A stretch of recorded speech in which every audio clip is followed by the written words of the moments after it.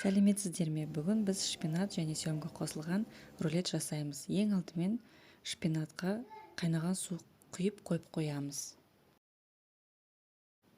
Келесі құрғақ және таза ыдысымызға жұмыртқаның ағын салып, миксермен жақсылап араластырамыз. Осындай пенка болу керек.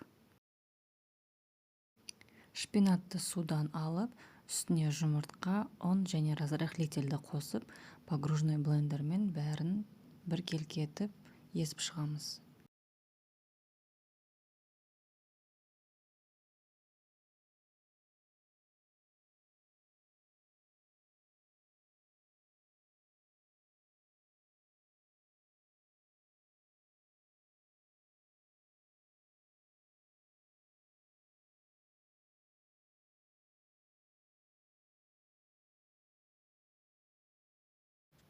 Осы массамызға жұмыртқаның ағын салып, лопатаның көмегімен төменнен жоғары қарай біркелкі болғанша араластырамыз.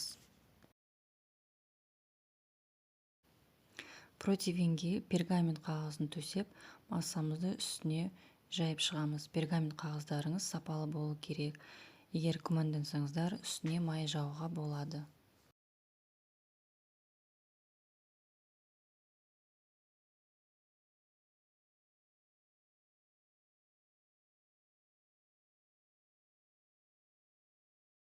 градус қызып тұрған пеште 5-10 минут пісіріп аламыз. Піскен шпинатный тестамызды осылай аударып, пергамент қағазын алып, пищевой пленкаға ыстықтай орап қоямыз.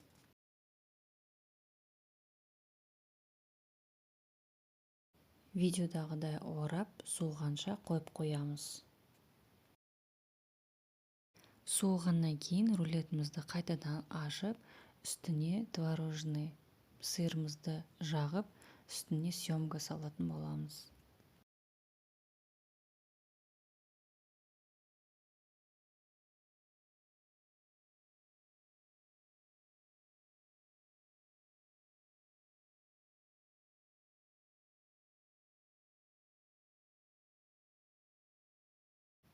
Бәрін дайындап болғаннан кейін видеодағыдай ауа қалдырмай нығыздап орап шығамыз.